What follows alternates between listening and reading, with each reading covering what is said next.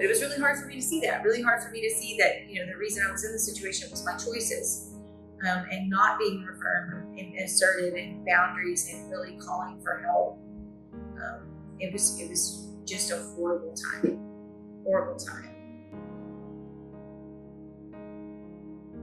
So I was never going to be the one to say I don't like this anymore. Did I feel like I was tired of the lifestyle? I was tired of the drama. I was tired of constantly in front of the police or having the judicial system in my life. But over the years, I racked up 9 felony charges between 2 states. And so I had gotten arrested for 3 different possession charges out of Midland. So I went several years without being in trouble.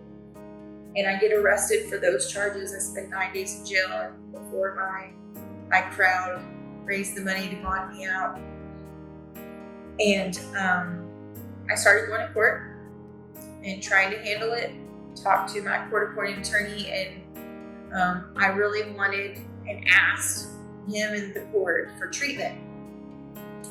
And I can remember the DA told me, "You're not getting treatment, you're getting time."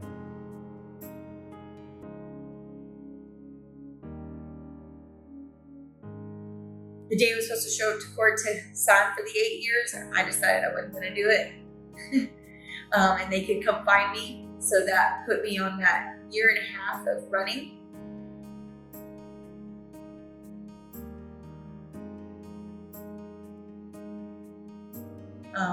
During this time, and of course life was even crazier. I was moving a lot of drugs, had a lot of drugs in my possession, and really just staying high. I ended up in Gardendale on a property with others, and it was the first time I knew what it felt like to not have a place to go to the restroom, not have a place to lay your head, to starve, to not be able to get to have to steal to eat, still to get the things you need. Even just the small things, it's like feminine hygiene, being able to shower, being able to use the restroom, and just eat, drink, have the things that are necessary for life. I've never been without those things in one way, shape, or another. And I really felt like it, and I was at the lowest moment, and there wasn't days that I couldn't. I just felt like it was over. Like it was over. It was either death or jail.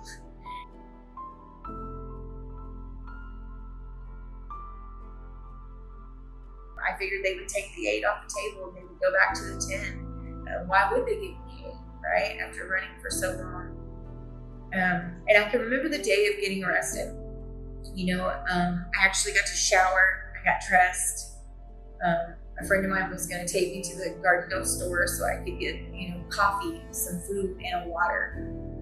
And I just had this feeling of like something's fixing to happen, and just that peace.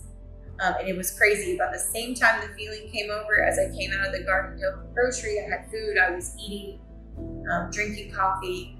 We were pulling out of the parking lot at the Gardendale grocery, and for whatever reason, I don't even know why we got pulled over, or didn't know at the time why we got pulled over. And I knew the officer was coming back, the state trooper. And before we got pulled over, I'd write into the wall. I had a name, a birth date that I would give, so they didn't know who I was. And so far, it had worked. But when he turned to me to ask me for my name or my ID, I said, "I don't have one, but my name is Jennifer Boland, and my birth date is 10/27/86, and I have warrants out of Midland County." And I can remember my friend looked at me all crazy, and he said, "Okay, let me look into this." And so he came to the door, asked me to get out, and I went to put my hands behind me because I've always been detained behind me because they don't want my hands in front of me.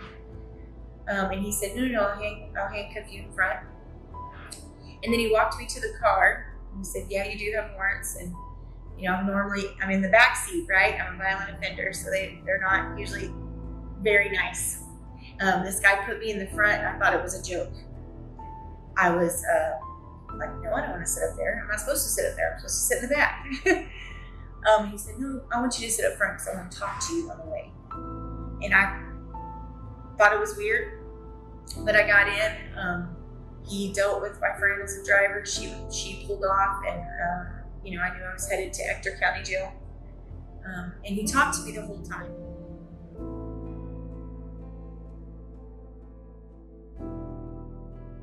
When he talked to me, and he said some different things, that I always remember.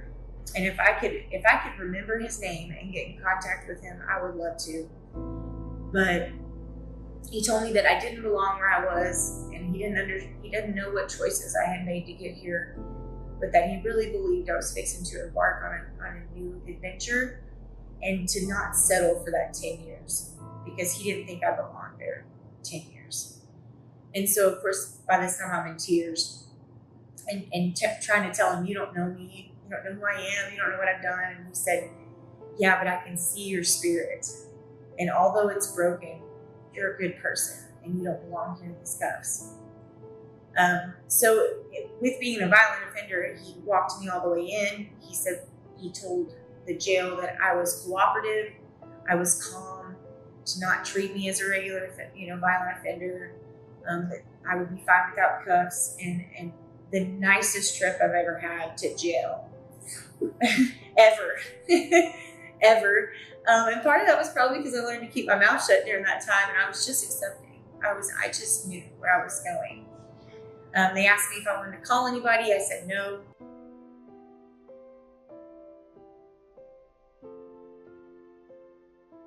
I was called into court, and back there we called it the Gates of Heaven Court.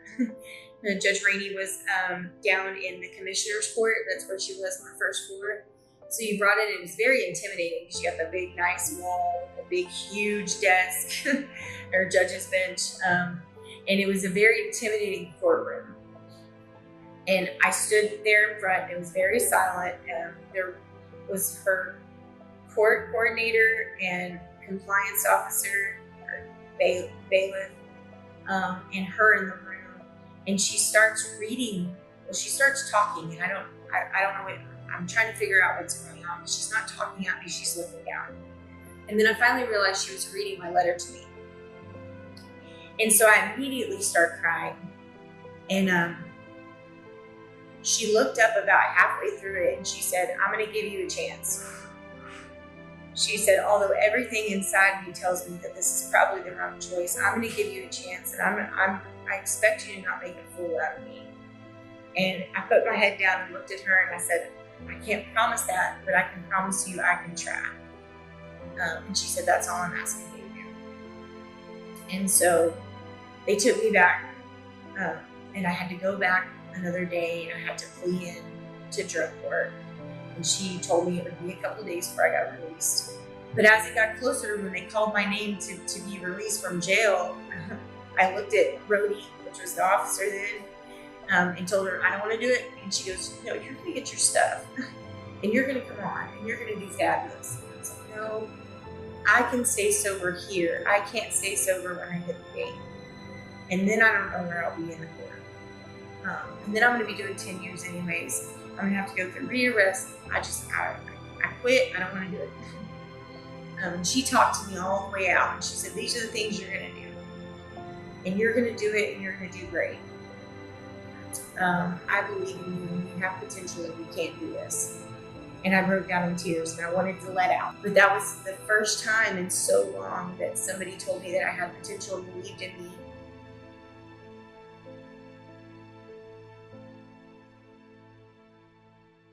I met one of the co-founders of Thriving United in treatment court. And another young lady as well at Thriving United that works there has been there from day one. The big movement today is peers helping peers. People that have lived it, that have been through it, that have gone through it, to sit in front of somebody and say, if I can do it, you can do it. That hope and strength is a bigger movement than any treatment center or treatment court can really do. It's the person that's been through it, the person that's willing to sit next to somebody and say, I'll help you. I'm here for you. I can support you, and you can do this. Thriving United's approach of that support, of that peer support, and people who have lived it to help others who are still living it overcome. You know, I can say today that I'm a powerful woman in recovery, and that I have rebuilt my life and overcame pain and demons that nobody knew about. And that experience is what I can give others to help them along. And there's so many different studies. There's such a powerful movement today in peer work, in peer services, and Thriving United is right there with it from the ground up. That's what they're doing. That's the hope they're spreading, the strength they're giving, and it's powerful.